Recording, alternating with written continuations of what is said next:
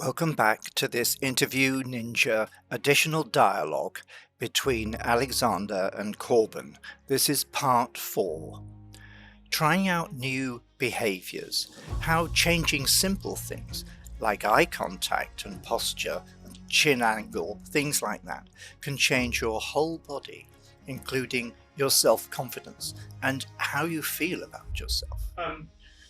So normally what happens is if you have some kind of ghastly stimulus and someone shouts in your face in the supermarket or whatever, your amygdala gets tapped. It says, "Oh goodness, frightening stimulus, fight or flight." It then does its job, stimulates a fight or flight response, and squirts cortisol into your blood. As soon as cortisol in your bloodstream, you're not thinking fully rationally anymore. And you've literally got something in the order of 8 seconds or whatever it is to reframe the stimulus that's come in and think about it in some way before your brain really sort of does the full-on job of warping the situation to exactly. And once you've got cortisol in your bloodstream, you're much more likely to be less rational. Literally, a whole bunch of things changes without you noticing. Your vision closes in. You can't even notice the fact that your vision has changed. There's adrenalin in your blood. You've got you physically and mentally feel a bit more like exactly because your whole body is getting ready to either sort of punch somebody in the face or run for the hills. Yeah. So, but if you are able to get yourself mentally into a place where social risk doesn't come with a sensation of failure. Then all of a sudden you can start doing things like say, "Oh, I've got to do a public speaking event. Oh, it's a couple of thousand people. That sure, what else? Or they'd like me to come and do a spot on TV or some such thing." You no longer experience that sensation of social fear because it's like you've acclimatized yourself to it for it. Exactly. So that's why. So I've known people I've worked with who've gone from being chronically shy to going on and winning awards for their public speaking. And there was one guy I worked with who had a terrible stutter at the beginning of the workshop. And by the time he'd been doing these exercises for however many weeks, his stutter had gone. Not just in the context of the workshops, but in general, it had gone. What was interesting is when he stopped doing the exercises, the stutter eventually came back. And the reason for that is that these exercises are also mentally costly. The brain wants to be in some state of rest. So you and someone will have to keep continually engaging with the material to keep your brain in that plastic state. So, this is the other thing. A lot of the time people want there to be a one-stop shop answer of here are the 3 P's of perfect and you've learned them and you're good to go. Yeah. The reality is that if we it's a process. It's not just a piece of information. Exactly. It's a yes. course. I don't know what word to use, but you know what I mean. Yeah, well, so this is why it's often very difficult in a sort of a company training context or an academic training context, is people, they've got the budget and the time and the space to do one afternoon. It's let's do some fun games, icebreaker style. And they do that, but all that you can do in that time is really crack the door open to the possibilities of what comes afterwards. But there are techniques that you can use, you can take away. If you can get into the habit of playing with things like status and body language, and the other stuff you've talked to my dad about, and try to find little ways that feel safe and comfortable to you to incorporate them into your day-to-day experience, like going into a supermarket and while you stand in line, watch the people and just play a listening watching game. What's happening? What do I think is going on in that person's head? Yeah. Or you make yourself a little bit different. Like if you're going and buying something in a shop, you make yourself into a different kind of customer. You go and you're like, oh, is it me now? Oh, I'm sorry. You want money, don't you? Gosh, I'm so bad at this, And you're like, spin it all over. Yeah. And then you look to see how do they respond? What are the consequences? I mean, I'm a big believer in doing this stuff scientifically and stretching your own emotional muscle little by little, but experimenting with what happens. How do people treat me when I try on little things like tiny bits of micro-acting? And you never want to do it to the extent of which it feels stiff and stagey and weird. You want to do it to the extent of which it feels like play, almost childlike. But, if you go into the same shop and you're like, hello, You know, sort of like, I see you've changed the decor. You know, you didn't do the same sort of thing, and get and see if you can get a different side. That last example of trying on different behaviours in a place where the opportunity presents itself, for example, in a shop or a supermarket, triggered the idea of status in Alexander's subconscious.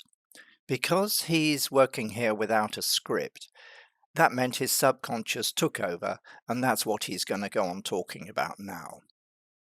Status, that's real status, and perceived status is a very important subject in organizations. It pretty much controls a lot of behavior.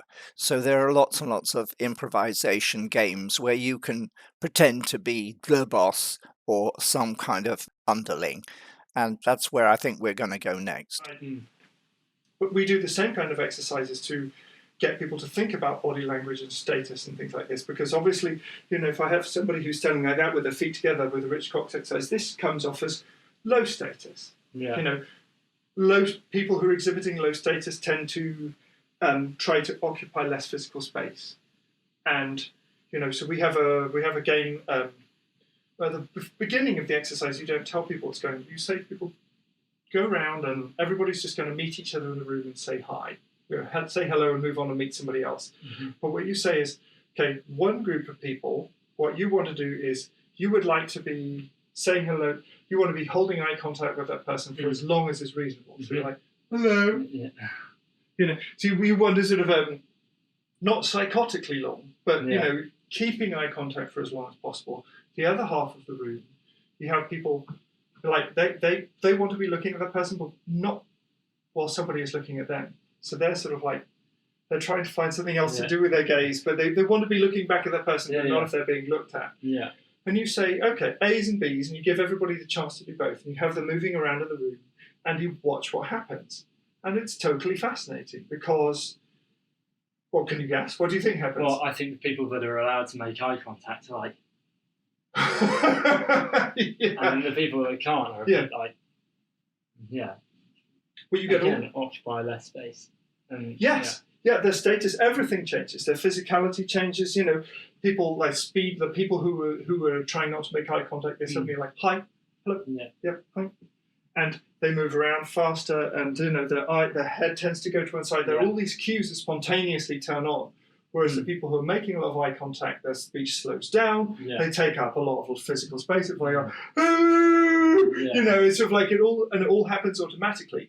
Because just like in the arms in the air exercise, once you give people a single cue, you're tapping into the whole cluster of behaviours. All you told them to do is the eyes, and yet they engage the entire body. Exactly. Yes, exactly. And so a lot of the stuff that Dad's already talked about in these other sections, any time that you turn on awareness about body language, or you have awareness about you start choosing to stand differently or use questions differently or whatever it is, it's not just that one thing in isolation.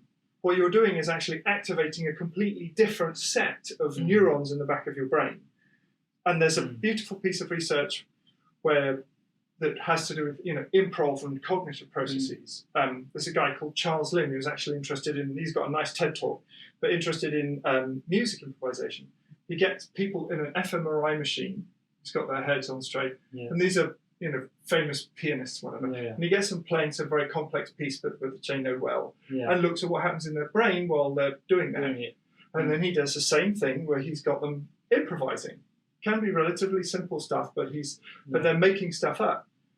There are a few C.Limb videos, and they can be fun and interesting to watch if you like medical facts about brain science and our growing understanding of brain activity. However, like all fun facts and most TED Talks, they're very time-consuming and more in the academic space than the new and better behaviours spaces of emotional intelligence, social intelligence, and developing your applied functional intelligence for practical purposes. which is the focus of the Institute of Practical Learning. And they can be playing stuff that's as complicated as you like, Yeah. but so long as it's stuff that they already know, the amount of material that's active in their brain at any one time is actually pretty small. As soon as people start to improvise, they're acting responsibly on the fly and taking in new data, their brain lights up like a freaking Christmas tree. And I'm glad about that, because I don't ever do any pieces that I know. I make the whole thing. Yeah. Right, but that's good for you. I mean, it's an incredibly potent mental exercise. You're using a vast, sort of like, the human being's only use 10% of the mental capacity. It's not actually true. The whole brain has very clear purpose. But it is also true that the brain tries to spend as much of its time as it can in a state of rest, in cognitive ease. When you improvise, you're using all of it. You're using your total self at some level in a way that you otherwise wouldn't. All right. Should we do some more city downing? Shall we indeed? Yeah. Let's. Same process. building personal power and self-confidence is about becoming self-aware of what you already give yourself credit for being good at, and then appreciating that that kind of mental activity can be applied to all sorts of other aspects of life.